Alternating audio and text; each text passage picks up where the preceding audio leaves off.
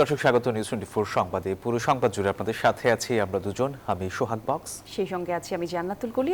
জুলাই অপরাধে শেখ হাসিনা সহ ৩ জনের বিচার কাজ শেষ হয়েছে। রায়ের দিন ধার্য হবে 13 নভেম্বর।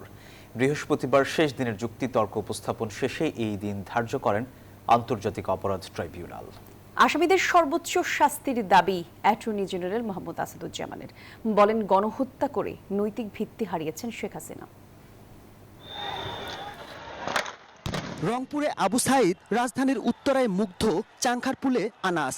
উত্তাল জুলাই আগস্টে শেখ হাসিনার ক্রোধের বলি হন এমন অনেকেই। হত্যা ও হত্যাচেষ্টার অভিযোগে ক্ষমতাচ্যুত প্রধানমন্ত্রী শেখ হাসিনার বিরুদ্ধে 253টি মামলা রয়েছে। এর মধ্যে হত্যা মামলার সংখ্যা 213টি, বাকিগুলোর অধিকাংশই হত্যাচেষ্টা ও অপহরণের মামলা। জুলাই আগস্টে সংঘটিত মানবতাবিরোধী অপরাধের মামলায় শেখ হাসিনা সহ 3 জনের বিরুদ্ধে বিচার কাজ শেষ হয়েছে। 13 নভেম্বর এই মামলার রায় ঘোষণা করবেন আন্তর্জাতিক অপরাধ ট্রাইব্যুনাল। অকাট্যভাবে যেহেতু প্রমাণ হয়েছে, এগুলো কাট করার মতো কোনো শক্তি ডিফেন্সে ছিল না, এটা আমরা বলেছি। সে কারণে এই অপরাধ সন্দেহের ঊর্ধ্বে প্রমাণিত হয়েছে। বৃহস্পতিবার শেষ দিনের যুক্তিতর্কে রাষ্ট্রনিযুক্ত আসামি পক্ষের আইনজীবী আমির হোসেন জানান, শেখ হাসিনাকে দেশ ছাড়তে বাধ্য করা হয়েছে। আমাকে প্রয়োজনে এখানে মাটি দেন হত্যা করে, তবু আমি যাব না, কিন্তু প্রেক্ষাপটটা এমন দাঁড়িয়েছে, ওনাকে যেতে বাধ্য হয়েছে। এই মামলার অপর আসামিরা হলেন সাবেক স্বরাষ্ট্রমন্ত্রী আসাদুজ্জামান খান কামাল ও এই মামলার রাজসাক্ষী সাবেক IGP Chowdhury Abdullah Al Mamun. Attorney general বলেন, গণহত্যার বিচার না হলে জুলাই শহীদার আহতদের প্রতি অবিচার করা হবে। তারা এসে বাংলাদেশে বিচারের মুখোমুখি হয়ে যদি ফাঁসির কাষ্ঠে দাঁড়িয়েও চোখে চোখ রেখে বলতেন, বাংলাদেশের মানুষের জন্য আমাদের জীবন উৎসর্গ করে দিয়ে গেলাম, তাহলেও তাদের কিছুটা প্রায়শ্চিত্ত হতো। প্রসঙ্গত, এই মামলায় জুলাই আন্দোলনের শহীদ পরিবার, আহত ব্যক্তি, চিকিৎসক সহ মোট 54 জন সাক্ষ্য দেন। জুলাই গণহত্যায় 1400-রও বেশি শহীদের পরিবার ন্যায় বিচার চান। 20,000-ও বেশি আহত যোদ্ধারা। তাদের প্রত্যাশা, ট্রাইব্যুনালে আসামিদের এমন সর্বোচ্চ শাস্তি হবে যাতে আর ক্ষমতায় গিয়ে কেউ দানব হয়ে উঠতে না পারে। মাহমুদুল হাসান, নিউজ 24, ঢাকা। মামলা মাথায় নিয়ে পলাতক থাকা ব্যক্তিরা নির্বাচনে অংশ নিতে পারবেন না জানিয়েছেন আইন উপদেষ্টা আসিফ নজরুল। উপদেষ্টা পরিষদের বৈঠক শেষে বৃহস্পতিবার বিকেলে ফরেন সার্ভিস একাডেমিতে সংবাদ সম্মেলনে এসব কথা জানান তিনি। উপদেষ্টা জানান, বৈঠকে আরপিও আইন এবং সংশোধিত শ্রম আইন চূড়ান্ত অনুমোদন পেয়েছে, আর নীতিগত অনুমোদন পেয়েছে আরও 3টি আইন। নতুন জনপ্রতিনিধিত্ব আদেশ বা আরপিও অনুযায়ী পলাতক ব্যক্তিরা নির্বাচন করতে পারবেন না। কোনো নির্বাচনী এলাকায় একজন প্রার্থী থাকলে ভোটাররা না ভোট দিতে পারবেন। সেই আসনে পুনরায় নির্বাচন অনুষ্ঠিত হবে। এসব সিদ্ধান্ত এসেছে উপদেষ্টা পরিষদের বৈঠকে। বৃহস্পতিবার প্রধান উপদেষ্টা ডক্টর মোহাম্মদ ইউনূসের সভাপতিত্বে এই বৈঠক অনুষ্ঠিত হয়। বিভিন্ন মামলাতে পলাতক ব্যক্তিরা ইলেকশন করতে পারবে না, সেটা ইনক্লুড করা হয়েছে। পরে ফরেন সার্ভিস একাডেমিতে সংবাদ সম্মেলনে আসেন আইন উপদেষ্টা আসিফ নজরুল। তুলে ধরেন উপদেষ্টা পরিষদের বৈঠকের বিস্তারিত। Representation of people's order, RPO বা গণপ্রতিনিধিত্ব আদেশ, না জি, 2025 এই 2টা আইন পাশ হয়েছে, আর 3টা আইন নীতিগতভাবে অনুমোদিত হয়েছে। জেলায় যে ইলেকশন অফিসগুলো আছে সেটা ডিস্ট্রিক্ট ইলেকশন অফিসার ঠিক করবেন, এটা বিধান করা হয়েছে। আর যারা ইলেকশন করবেন তাদের এফিডেভিটের মাধ্যমে দেশি বিদেশি সোর্স থেকে যত আয় আছে, সম্পত্তি আছে, সমস্ত কিছুর বিবরণ দেওয়া হবে। উপদেষ্টা পরিষদের বিরুদ্ধে বিভিন্ন রাজনৈতিক দলের অভিযোগ ইস্যুতেও কথা বলেন আসিফ নজরুল। বলেন, এটা দলগুলো রাজনৈতিক কৌশল হতে পারে। হয়তো রাজনৈতিক কৌশলের অংশ বা হয়তো জেনুইন কনসার্ন আছে। তো আমার কাছে আমরা এগুলি নিয়ে নিজেরা কথা বলে আর ভাবি যে আসলে ওনারা কি বলতে চান। আমাদের উপদেষ্টা পরিষদে যারা আসছেন, প্রধান যে 3টা স্টেক হোল্ডার আছে, বিএনপি, জামাত, এনসিপি মানে তখনকার ছাত্র নেতারা, ওনারা প্রত্যেকের ব্যাপারে ওনাদের সম্মতি ছিল, এটুকু আমি জানি। সংবাদ সম্মেলনে প্রধান উপদেষ্টা প্রেস সচিব শফিকুল আলম জানান, বৈঠকে যুক্তরাষ্ট্রের মিশিগানে বাংলাদেশের নতুন মিশন খোলার বিষয়ে আলোচনা হয়েছে। যুক্তরাষ্ট্রের মিশিগানের অঙ্গরাজ্য ডেট্রয়েট শহরে বাংলাদেশের নতুন কনসুলেট জেনারেল অফিস স্থাপনের ডিসিশন হয়েছে। আল মোহাম্মদুল খান, নিউজ 24, ঢাকা। কোনো দল নির্বাচন পিছিয়ে দেওয়ার চেষ্টা করছে। নানা ইস্যুতে ভিন্ন মত থাকলেও দেশের স্বাধীনতা আর সার্বভৌমত্ব রক্ষায় সবাইকে ঐক্যবদ্ধ থাকতে হবে, এসব কথা বলেছেন বিএনপি নেতারা। বৃহস্পতিবার রাজধানীতে আলাদা অনুষ্ঠানে এসব কথা বলেন তারা। একই সাথে তারা বলেন, বাংলাদেশে যা কিছু ভালো তা বিএনপির হাত ধরেই হয়েছে, আর এখন এই দলকেই ভিলেন বানানোর চেষ্টা চলছে। দেশকে সঠিক ধারায় ফেরাতে ফেব্রুয়ারিতে নির্বাচনের কোনো বিকল্প নেই বলেও মন্তব্য করেন তারা। রাজধানীর ডিপ্লোমা ইঞ্জিনিয়ার্স ইনস্টিটিউশন মিলনায়তনে বিএনপির প্রতিষ্ঠাতা ও শহীদ রাষ্ট্রপতি জিয়াউর রহমানকে নিয়ে লেখা বইয়ের মোড়ক উন্মোচন অনুষ্ঠান। মহাকালীর মহানায়ক শহীদ জিয়া শিরোনামে এই বইয়ের সম্পাদনা করেন বিএনপি চেয়ারপারসনের উপদেষ্টা আব্দুস সালাম ও যুগান্তর পত্রিকার সম্পাদক কবি আব্দুল হাই শেখদার। অনুষ্ঠানে শহীদ জিয়াউর রহমানের জীবন ও কর্মের নানা দিক নিয়ে কথা বলেন বিশিষ্টজনরা। আসলে শহীদ রাষ্ট্রপতি জিয়া রহমান ছিলেন মহাকালের মহানায়ক। আলোচনায় অংশ নিয়ে বিএনপি মহাসচিব মির্জা ফখরুল ইসলাম আলমগীর বলেন, শহীদ জিয়ার নাম আওয়ামী লীগ মুছে দিতে চেয়েছিল, এখন কেউ কেউ নির্বাচন পেছানোর চক্রান্ত করছে। কোন কোন রাজনৈতিক দল নির্বাচন যেন পিছিয়ে যায়, নির্বাচন যেন সঠিক সময় না হয় তার চেষ্টা করছে। এটা ঠিক হচ্ছে না, কারণ এখন যে দরকার অতি দ্রুত নির্বাচনের মাধ্যমে একটা রাজনৈতিক সরকার দরকার। কারণ দেশের অর্থনীতি, দেশের রাজনীতি, শিক্ষা সবকিছু নির্ভর করছে আগামীতে একটি নির্বাচিত সরকার সেই ব্যবস্থাকে সামনে নিয়ে আসবে। এদিকে জাতীয় প্রেস ক্লাবে এক আলোচনা সভায় বিএনপির স্থায়ী কমিটির সদস্য সালাউদ্দিন আহমেদ বলেন, দেশের স্বার্থে সবাইকে এক থাকতে হবে। আমরা তর্ক বিতর্ক করি ঐকমত্য কমিশনের মতো, তারপরে জাতীয় ক্ষেত্রে যেন আমরা সবাই জাতির স্বার্থে, গণতন্ত্রের স্বার্থে, দেশের স্বাধীনতা এবং সার্বভৌমত্ব রক্ষার স্বার্থে যেন আমরা এক জায়গায় ঐক্যবদ্ধ থাকি। আলাপ আলোচনার মধ্য দিয়ে যেন আমরা রাষ্ট্রীয় স্বার্থগুলোকে দলীয় স্বার্থের ঊর্ধ্বে তুলে ধরি। অন্যদিকে রাজধানীর মিরপুরে অগ্নিকাণ্ডের ঘটনায় নিহত 16 পরিবারকে আর্থিক সহায়তা দিয়েছে বিএনপি। অনুষ্ঠানে বিএনপির সিনিয়র যুগ্ম মহাসচিব রুহুল কবির রিজভী বলেন, জনগণের টাকায় যারা বিদেশে বাড়ি করেছে তারা পরিকল্পনা করে এই নগরকে গড়ে তোলেনি। যাদের টার্গেট হচ্ছে বাংলাদেশের মানুষের টাকা নিয়ে গিয়ে দুবাইয়ে বাড়ি বানানো, কানাডায় বাড়ি বানানো, তো তারা তো এসব দিকে মনোযোগ দেয়নি। একটা প্ল্যানিং করে পরিকল্পিতভাবে নগরায়ন তো করা, এইটার দিকে তারা মনোযোগ দেয়নি। তারা কিভাবে 50টা, 100টা, 200টা বাড়ি বানানো যায় লন্ডনে, সেটাই তারা করেছে। ডেঙ্গু নিরসনে সরকারের মন্ত্রণালয়গুলো ঠিকভাবে কাজ করছে না বলেও অভিযোগ করেন রিজভী। সেদিন দুর্ঘটনার শিকার পরিবারগুলো। সাইফুল ইসলাম, নিউজ 24, ঢাকা। 1971 সহ অতীতে দলের সব ভুলের জন্য নিঃশর্ত ক্ষমা চাইলেন বাংলাদেশ জামায়াতে ইসলামীর আমির ডাক্তার শফিকুর রহমান। যুক্তরাষ্ট্রের নিউ ইয়র্কে তিনি আরও জানান, ফেব্রুয়ারিতে রোজার আগে নির্বাচন নিয়ে কোনো অনিশ্চয়তা নেই। সাংবাদিকদের সঙ্গে মত বিনিময় সভায় তিনি 1947 সাল থেকে 2025 সালের 22 অক্টোবর পর্যন্ত দলের করা সব ভুলের জন্য ক্ষমা চান। তিনি বলেন, জামায়াত ক্ষমতায় গেলে সংখ্যালঘুরা সাংবিধানিক অধিকার অনুযায়ী নিরাপদে থাকবেন। এছাড়া নির্বাচনের আগেই পিআর পদ্ধতির মতো গুরুত্বপূর্ণ ইস্যুতে গণভোটেরও দাবি জানান জামায়াত আমির।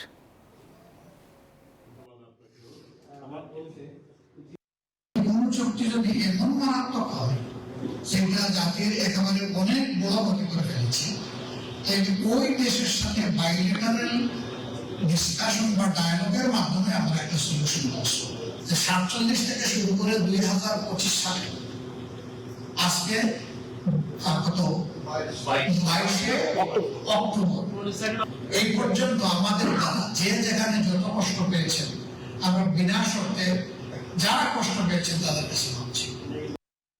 চিত্রনায়ক সালমান শাহ হত্যা মামলার আসামিদের দেশ ছেড়ে পালানোর ঠেকাতে ইমিগ্রেশনে চিঠি দিয়েছে পুলিশ। রমনা থানার ভারপ্রাপ্ত কর্মকর্তা গুলাম ফারুক জানিয়েছেন, ইমিগ্রেশনের জবাব পেলেই জানা যাবে কতজন দেশে আছেন, আর সেই সাথে জানা যাবে বিদেশে কারা কোন দেশে অবস্থান করছেন এবং যেসব আসামি দেশে আছে শীঘ্রই তাদের গ্রেফতার করা হবে।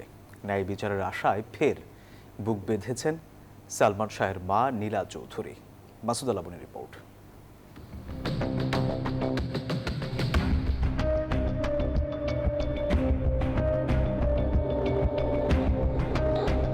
29 বছর আগে ইস্কাটনের বাসায় রহস্যজনক মৃত্যু হয় বাংলাদেশের চলচ্চিত্রের অমর নায়ক সালমান শাহর। 3 দশকেও প্রশ্ন থেকেই গেছে, তার মৃত্যু আত্মহত্যা নাকি হত্যা। আর এমন সব প্রশ্নের জট এখনো খুলতে পারেনি আইনশৃঙ্খলা বাহিনী। সময় গড়িয়েছে, বেড়েছে ভক্তদের কৌতূহল। তবে মাঝে মধ্যে সামাজিক যোগাযোগ মাধ্যমে হত্যার সন্দেহকে আরো বাড়িয়েছে বিউটিশিয়ান রুবি ও রেজভির বক্তব্য। সালমান শাহ আত্মহত্যা করে নাই, সালমান শাহ খুন হয়েছে। আমার হাজবেন্ড এটা করাইছে আমার বাইরে দিয়ে। জাভেদ ওরা সালমানের উপরে স্বামীরা এসে ইনজেকশন পুশ করে, তারপরে আজিজ মোহাম্মদ ভাই দড়ি নিয়ে ওর গলায় ফাঁস দেয়। বিচারের দাবিতে ব্রিটেনে দীর্ঘ হয়েছে নীলা চৌধুরী ও ছোট ভাই চৌধুরী শাহরান বিল্টুর অপেক্ষা। সোমবার মামা আলমগীর কবিরের আবেদনে আদালতের নির্দেশে অপমৃত্যু মামলাটি রূপ নিল হত্যা মামলায়। আলমগীর কবির নিউজ 24-কে জানালেন, এখন প্রমাণ হবে এটি হত্যা। পা তো এইসব মাটিতে লেগে যায়। তো এরকম অসংখ্য প্রমাণ আছে আমাদের কাছে। উঁচা মোটা মানুষ যদি ঝুলে, এই যে প্লাস্টিকের কভার, এটা ভেঙে যাওয়ার কথা, পাখনাটা বাঁকা হয়ে যাওয়ার কথা, কিন্তু না, গলার দাগটা চিকন আর রশিটা মোটা। হত্যা মামলায় 11 আসামির মধ্যে সালমান শাহর স্ত্রী সামিরা হক ও খলনায়ক ডন দেশেই আছেন। শিল্পপতি ও সাবেক চলচ্চিত্র প্রযোজক আজিজ মোহাম্মদ ভাই ব্যাংককে। এছাড়া Latifa Haque Lucy, David, Javed, Mayfair beauty সেন্টারের রুবি, আব্দুস সাত্তার, সাজু ও রিজভি আহমেদ ফরহাদের অবস্থান শনাক্তে কাজ চলছে বলে জানায় পুলিশ। এতদিন যেসব তদন্ত হয়েছে সেগুলো ছিল রমনা থানায় অপমৃত্যুর মামলা ও হত্যা সন্দেহের উপর ভিত্তি করে। আশা করতেছি যে খুব শীঘ্রই আমরা কাউকে অ্যারেস্ট করতে পারবো। এটা আসলে মানে মোবাইল প্রযুক্তির মাধ্যমে আমরা চেষ্টা করতেছি জানার জন্য যে দেশে তারা আছে কিনা। তারা আর যারা দেশের বাইরে চলে গেছে তারা তো চলে গিয়েছে, আর যারা আছে তারা যেন যেতে না পারে সেজন্য আমরা চিঠি দিয়েছি। সালমান শাহের মা নীলা চৌধুরী নিউজ 24-কে বলেন, বেশিরভাগ আসামি দেশে, পুলিশ গ্রেপ্তার করছে না। আবার একটা কথা বলছিল যে ওরা তো আমাকে তোমার কাছে ফিরে আসতে দিবে না। আজিজ মোহাম্মদ ভাই কথা মতো ছবি করে নাই, সে উনি তাকে 5 বছরের জন্য চুক্তিবদ্ধ করতে চাইছিল। এর কারণ তার সাথে নিয়ে আটকে দেওয়া এবং ঘরে অশান্তি হতো, যার জন্য ডনকে শেষের দিকে তার ঘরে সে রাখতো না, ঘরে থাকতো না। ঘরে অনেক লোকই থাকতো যাদেরকে সে হটাইতে চাইতো। মোস্তাক, যার সাথে বিয়ে হলো, সুইমিং কস্টিউম পরা সামিরার ফটোটা এখানে নাই, বাংলাদেশে হয়তো কাছে থাকতেও পারে অ্যালবামে, অথবা আমি ফেলে দিছি এটা বাজে ফটো বলে। তো আর ডনরা হাফ প্যান্ট পরা। তবে পুলিশের দাবি কয়েকজন দেশের বাইরে, বাকিরা যেন দেশ ত্যাগ করতে না পারে এজন্য ইমিগ্রেশনে চিঠি দেয়া হয়েছে। মামলার যে 11 জনের নামে আসামি করা হয়েছে, আমরা আসামিদের খোঁজ খবর নিচ্ছি। আমরা ইতিমধ্যে জেনেছি কিছু আসামি দেশের বাইরে অবস্থান করছে, আর যারা দেশে আছে এরা যদি বাইরে যেতে না পারে, আমরা অলরেডি ইমিগ্রেশনে আমরা চিঠি দিয়েছি তারা যেন দেশ থেকে চলে যেতে না পারে। সালমান শাহর মৃত্যু নিয়ে সবশেষ তদন্ত করে police bureau of investigation. PBI এর চূড়ান্ত প্রতিবেদনের উপর 2021 সালে নারাজি দেন সালমান শাহর মা নীলা চৌধুরী। প্রায় 4 বছর পর আদালত সেই রিভিশন আবেদনটি মঞ্জুর করেন। একই সঙ্গে মৃত্যুর ঘটনায় হত্যা মামলার আদেশ দেন। মাসুদা লাবনী, নিউজ 24, ঢাকা। জুলাই জাতীয় সনদ 2025 বাস্তবায়নের উপায় এবং পদ্ধতি সম্পর্কিত সুপারিশ নিয়ে বিশেষজ্ঞদের সাথে সভা করেছে জাতীয় ঐকমত্য কমিশন। সভায় বিশেষজ্ঞ হিসেবে উপস্থিত ছিলেন সুপ্রিম কোর্টের আপিল বিভাগের অবসরপ্রাপ্ত বিচারপতি এম এ মতিন, ঢাকা বিশ্ববিদ্যালয়ের আইন অনুষদের ডিন মোহাম্মদ ইকরামুল হক, বাংলাদেশ সুপ্রিম কোর্টের সিনিয়র অ্যাডভোকেট ডক্টর শরীফ ভুইয়া, ব্যারিস্টার ইমরান সিদ্দিক এবং ব্যারিস্টার তানিম হোসেন শাওন। এছাড়া অবসরপ্রাপ্ত বিচারপতি মইনুল ইসলাম চৌধুরী ভার্চুয়ালি এই সভায় অংশ নেন। কমিশন আশা করছে জুলাই সনদ বাস্তবায়নের জন্য সুনির্দিষ্ট এবং পূর্ণাঙ্গ সুপারিশ অতি শিগগিরই সরকারের কাছে জমা দেওয়া হবে।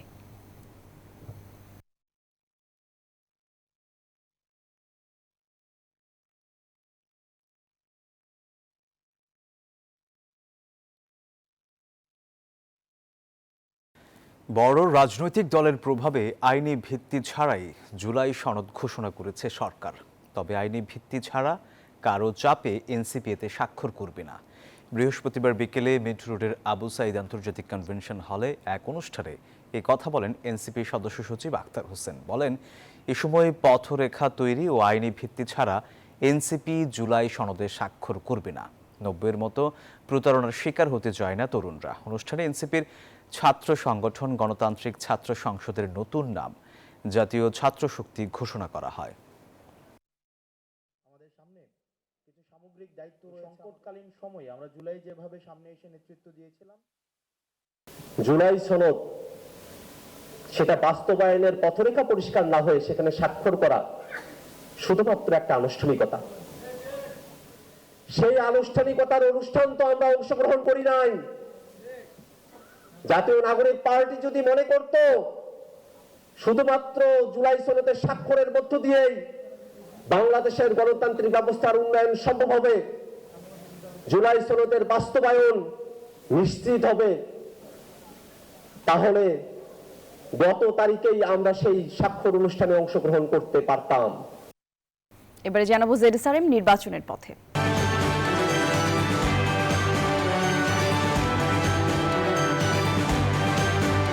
জাতীয় নির্বাচনে পরিবর্তনের হাওয়া বড় ফ্যাক্টর হতে পারে খুলনা 1 আসনে।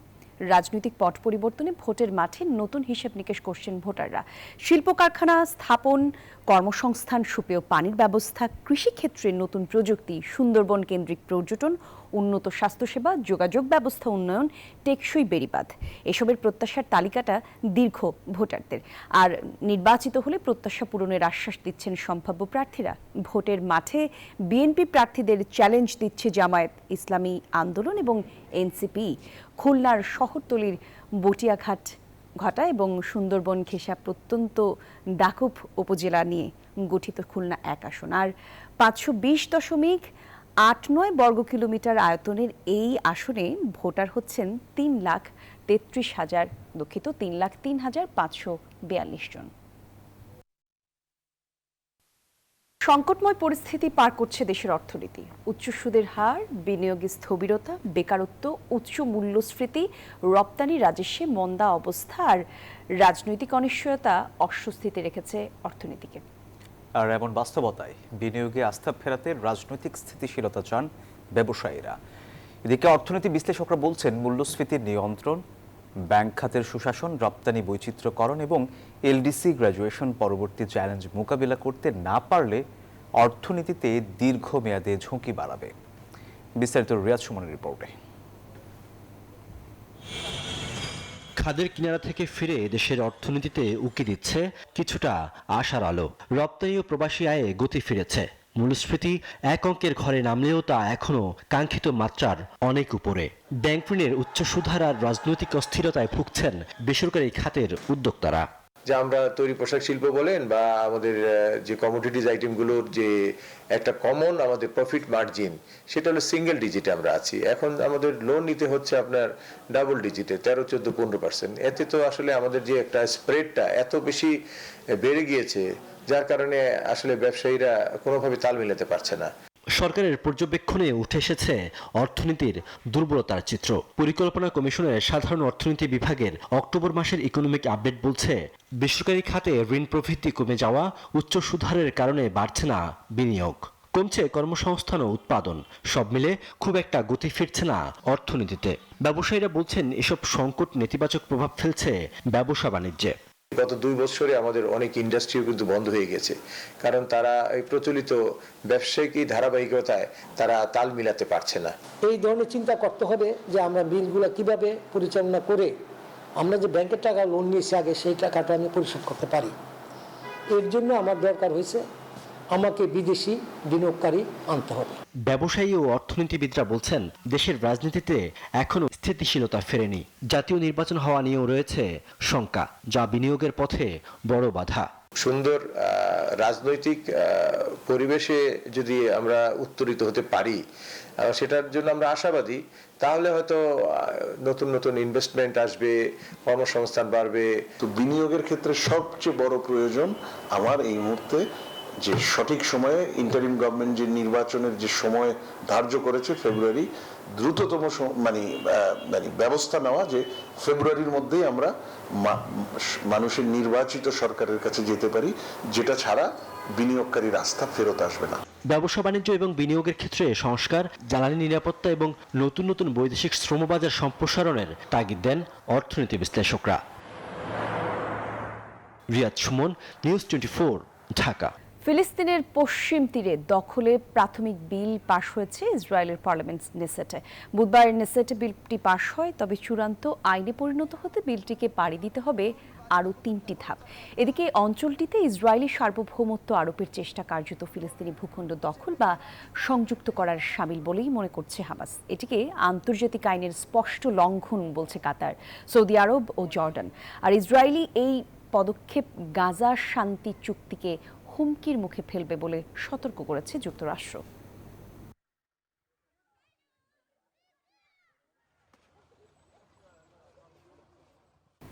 ওয়েস্ট ইন্ডিজকে 179 রানে হারিয়ে প্রায় 17 মাস পর 2-1 ওয়ানডে সিরিজ জিতেছে বাংলাদেশ। আর টাইগারদের 8 উইকেটে 296 রানের জবাবে ক্যারিবিয়ানরা গুটিয়ে যায় মাত্র 117 রানে। মিরপুরে টাইগারদের স্পিনারদের তোপের মুখে সফরকারীদের কোনো ব্যাটারি হাল ধরতে পারেনি। আর স্কোর বোর্ডে 67 রান তুলতেই 7 উইকেট হারিয়ে ম্যাচ থেকে ছিটকে যায় সফরকারী ওয়েস্ট ইন্ডিজ। 3টি করে শিকার করেন নাসুম ও সিরিজ সেরা হন রিশাদ। একই সময় তানভীর এবং মিরাজ নেন 2টি উইকেট। আর এর আগে ম্যাচ সেরা সৌম্যর 91 এবং সাইফের 80 রানে এই সিরিজে প্রথমবার 296 রানের বড় স্কোর করে বাংলাদেশ। আকিল হোসেন নেন 4টি উইকেট।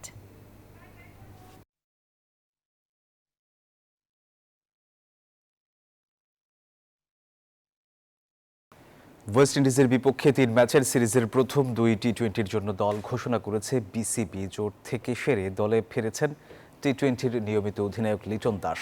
আর বাদ পড়েছেন এশিয়া কাপ ও আফগানিস্তান সিরিজে খেলা pace bowling all rounder Mohammad Saifuddin. চট্টগ্রামের বীরশ্রেষ্ঠ মতিউর রহমান স্টেডিয়ামে 27 অক্টোবর শুরু হবে 3 ম্যাচের এই সিরিজ। 29 ও 31 অক্টোবর হবে সিরিজের বাকি 2 ম্যাচ।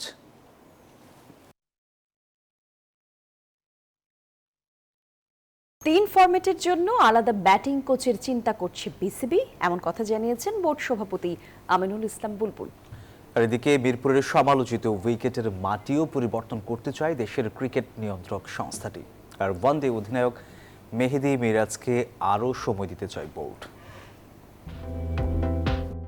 ওয়েস্ট ইন্ডিজের বিপক্ষে চলমান সিরিজের মাঝেই দেশের ক্রিকেটের জন্য বড় খবর দিলেন বিসিবি সভাপতি আমিনুল ইসলাম বুলবুল। জানান 3 ফরম্যাটে আলাদা ব্যাটিং কোচের চিন্তা করছে বিসিবি। ব্যাটিং কোচ, যেহেতু আমরা 3টা ফরম্যাটে খেলি এবং আপনি জানেন যে 3টা ফরম্যাটে 3 ধরনের ব্যাটিং স্টাইল দরকার হয়, হয়তো একটা কোচ দিয়ে সবগুলো স্টাইল হয়তো পুরো পরিপূর্ণ হয় না, তো সেই ব্যাপারে আমরা চিন্তা ভাবনা করছি। এখন পর্যন্ত বাংলাদেশের টেস্ট অধিনায়কের পদ শূন্য, সেখানে কাকে দেখা যাবে? নাজমুল শান্তর সাথে কথা না হলেও মিরাজ, লিটন ও তাইজুলের সাথে বসতে চায় বোর্ড। টেস্ট ক্রিকেটের ক্যাপ্টেন্সিটা আমরা যেটা পলিসি নিয়েছি সেটা হচ্ছে যে আমরা কয়েকজনের সাথে কথা বলবো। বোর্ডের পক্ষ থেকে ক্রিকেট অপারেশনস কথা বলবে, যারা সিলেক্টর আছে তারা কথা বলবে এবং যারা কোচিং স্টাফ আছেন টপ তারা কথা বলে যেই কোচ যেই ক্যাপ্টেনটা তারা মনে করবে যে সুইটেবল, শুধু না যে ক্যাপ্টেন হবে তাকেও এগ্রি করতে হবে। মিরপুরের কালো মাটির উইকেট আবারও সমালোচিত। বিসিবি সভাপতি আমিনুল ইসলাম বুলবুল জানালেন প্রয়োজনে পিচের মাটির পরিবর্তন আনতে চান তিনি। বাংলাদেশের যত ক্রিকেট আমাদের ভেন্যুজ আছে প্লাস ভবিষ্যতে যে ভেন্যুগুলো আমাদের দরকার হবে সেই সবগুলো নিয়ে আমরা কিছু long term, mid term, short term plan করছি।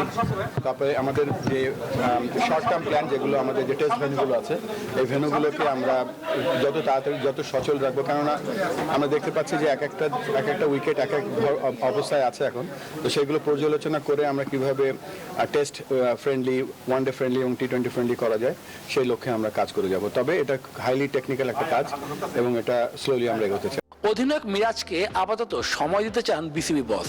আর সৌম্য সরকারের ব্যাটিং নিয়ে প্রশংসা ঝরল সভাপতির কণ্ঠেও। সৌম্য তো always talented cricketer. Shubhadeb Nath, news 24, Dhaka. আর এই ছিল নিউজ 24 সংবাদে। ধন্যবাদ সবাইকে।